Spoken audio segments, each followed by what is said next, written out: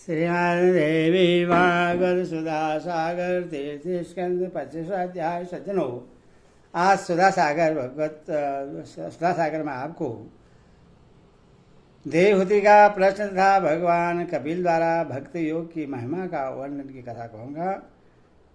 श्री कृष्ण भगवान आपका कल्याण करें। सज्जनों, आपसे अनुरोध है कि आप इस चैनल को लाइक एंड सब्सक्राइब जरूर करें और कथा पूरी सुनिए।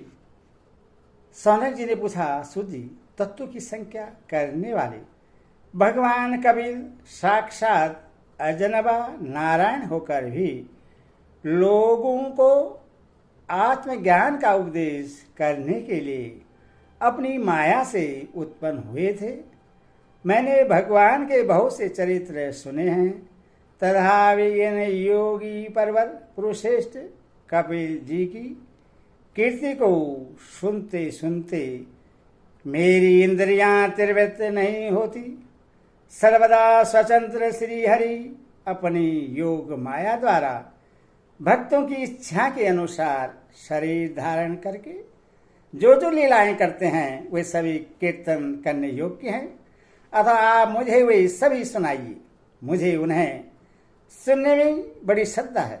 सूत जी कहते हैं, मुनि, आपकी ही भांति जब विदुर ने भी यह आत्मज्ञान विषय प्रश्न किया तो व्यास जी के सखा भगवान मैत्री जी प्रश्न होकर इस प्रकार कहने लगे। श्री मैत्री जी ने कहा, विदुर जी, पिता के वन में चले जाने पर भगवान कपिल जी माता का प्रिय करने की इच्छा से उस बिंदुसर तीर्थ में रहने लगे। एक दिन तत्व समूह के पारदर्शी भगवान कपिल कर्ण कलाप से विरक्त हो आसन पर विराजमान थे। उस समय ब्रह्मा जी के वचनों का स्मरण करके देवहूति ने उनसे कहा। देवहूति बोली, भूमन प्रभु, इन दुष्ट इंद्रियों की विषय लालसा से मैं बहुत उब गई हूँ और इनकी इच्छा पूरी करते रहने से ही घोर अज्ञान अंधकार में पड़ी हुई हूँ। अब आपकी कृपा से मेरी जन्म परंपरा समाप्त हो चुकी है। इसी से इस दुस्तर अज्ञानांधकार से पार लगाने के लिए सुंदर नेत्र रूप आप प्राप्त हुए हैं।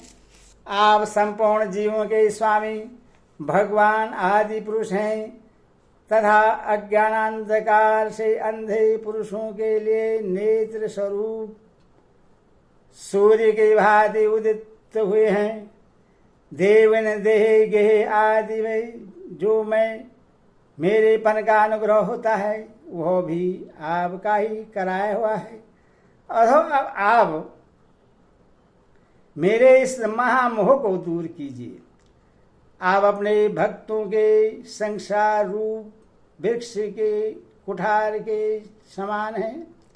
मैं प्रकृति और पुरुष का ज्ञान प्राप्त करने की इच्छा से आप शरणागत वत्सल की शरण में आई हूँ।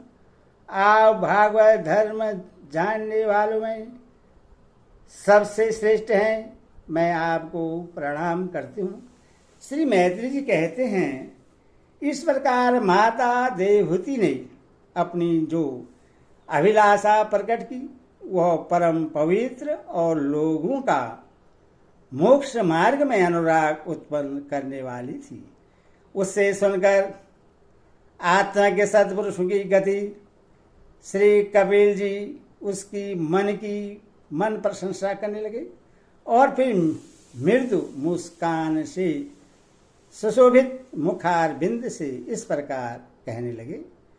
भगवान कपिल ने कहा, माता, यह मेरा निश्चय है कि अध्यात्म योग ही मनुष्य के आध्यात्मिक कल्याण का मुख्य साधन है। जहाँ दुख और सुख की सर्वदा निवृत्ति हो जाती है।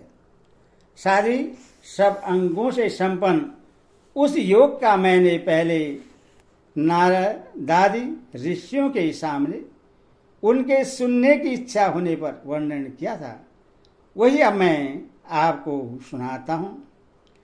इस जीव के बंधन और मोक्ष का कारण मन ही माना गया है। विषयों में आसक्त होने पर वह बंधन का हेतु होता है और परमात्मा में अनुरक्त होने पर वही मोक्ष का कारण बन जाता है। जिस समय यह मन मैं और मेरे पन के कारण होने वाले काम क्रोध आदि विकारों से मुक्त एवं शुद्ध हो जाता है, उस समय वह सुख दुख से छूटकर सम अवस्था में आ जाता है।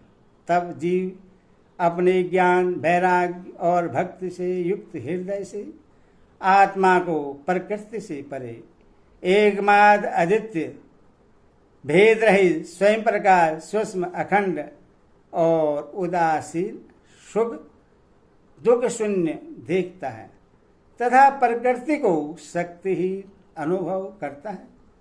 योगियों के लिए भगवत प्राप्ति के निमित्त सर्वात्मा श्री हरि के प्रीति की हुई भक्ति के समान और कोई मंगलमय मार्ग नहीं है। विवेकी जन संग या आसक्ति को ही आत्मा का अछेद बंधन मानते हैं, किंतु वही संग या आसक्ति जब संतों महापुरुषों के प्रति हो जाती है तो मोक्ष का खुला द्वार बन जाता है। जो लोग सहनशील दयालु समस्त देहधारियों के कारण ही तो किसी के प्रीति भी प्रति भी शत्रुभाव न रखने वाले शांत सरल स्वभाव और सत्पुरुषों का सम्मान करने वाले होते हैं, जो मुझ में अन्य भाव से सुदृढ़ प्रेम करते हैं, मेरे लिए संपूर्ण कर्म तथा अपने सगे संबंधियों को भी त्याग देते हैं और मेरे परायण रहकर मेरी पवित्र कथाओं का स्मरण कीर्तन करते हैं तथा मुझ में ही चित्त लगाते रहते हैं। उन भक्तों को संसार के तरह तरह के ताप कोई कष्ट नहीं पहुंचाते हैं। शादी ऐसे ऐसे सर्वसंग परित्यागी महापुरुष ही साधु होते हैं। तुम्हें उन्हीं के संग की इच्छा करनी चाहिए, क्योंकि वे आसक्ति से उत्पन्न सभी दोषों को हर लेने वाले हैं। सत्पुरुषों के समागम से मेरे पराक्रमों का यथार्थ ज्ञान कराने वाली तथा हृदय और कानों को पीर लगने वाली कथाएं होती हैं। उनका सेवन करने से शीघ्र ही मोक्ष मार्ग में श्रद्धा प्रेम और भक्ति का क्रमशः विकास होगा। फिर मेरी दृष्टि आदि लीलाओं का चिंतन करने से प्राप्त हुई भक्ति के द्वारा लौकिक एवं पारलौकिक सुखों में वैराग्य हो जाने पर मनुष्य सावधानता पूर्वक योग के भक्ति प्रदान सरल उपायों से समाहित होकर मनोनिग्रह के लिए यत्न करेगा। इस प्रकार प्रकृति के गुणों से उत्पन्न हुए शब्दादि विषयों का त्याग करने से, वैराग्य युक्त ज्ञान से, योग से और मेरे प्रति की हुई सुदृढ़ भक्ति से मनुष्य मुझ अपने अंतरात्मा को इसी देह में ही प्राप्त कर लेता है।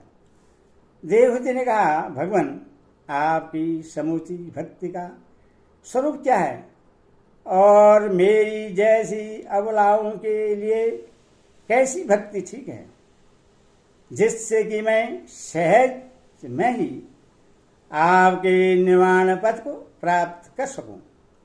निर्वाण स्वरूप प्रभु, जिसके द्वारा तत्व ज्ञान होता है और जो लक्ष्य को वेदने वाले वाण के समान भगवान की प्राप्ति कराने वाला है, वह आपका कहा हुआ योग कैसा है और उसके कितने अंग हैं।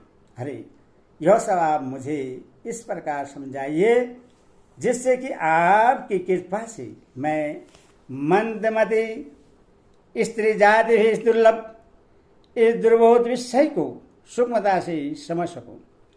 श्री मैत्री जी कहते हैं, विदुर जी, जिसके शरीर से उन्होंने स्वयं जन्म लिया था, उस अपनी माता का ऐसा अभिप्राय जानकर कपिल जी के हृदय में स्नेह मनाया और उन्होंने प्रकृति आदि तत्वों का निरूपण करने वाले शास्त्र का, जैसे सांख्य कहते हैं, उपदेश किया।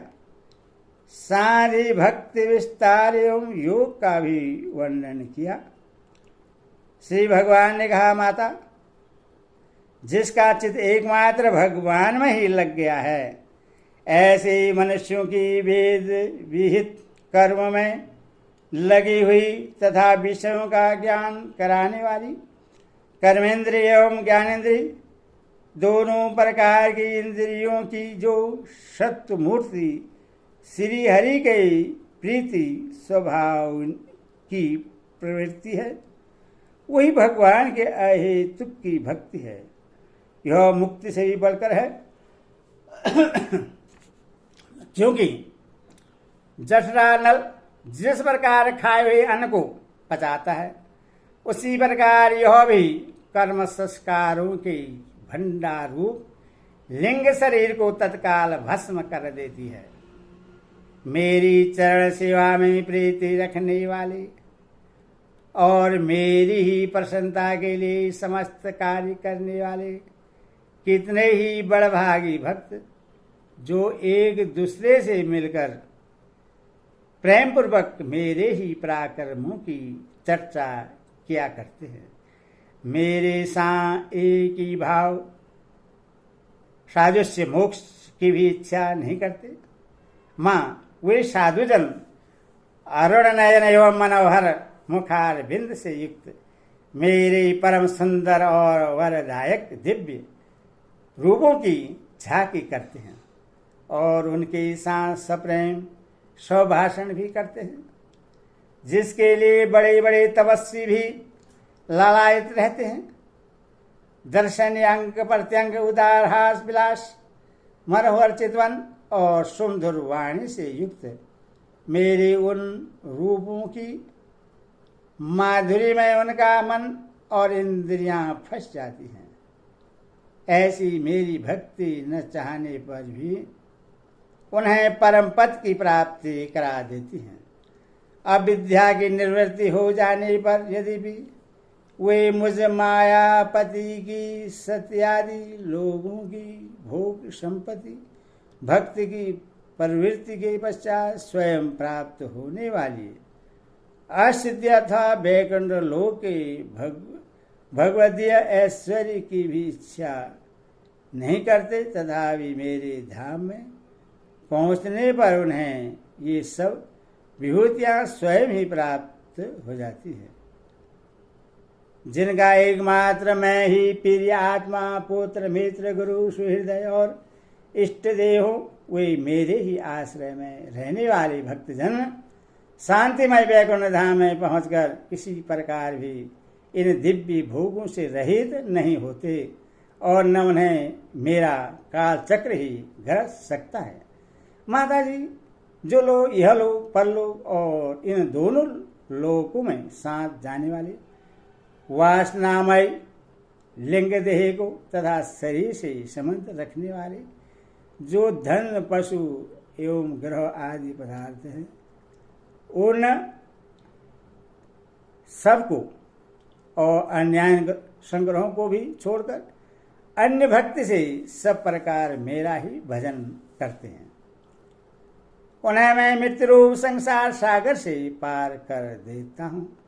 मैं साक्षात भगवान हूँ, प्रकृति और पुरुष का भी प्रभु हूँ तथा समस्त प्राणियों का आत्मा हूँ। मेरे सिवा और किसी का आश्रय लेने से मृत्यु रूप महाभय से छुटकारा नहीं मिल सकता।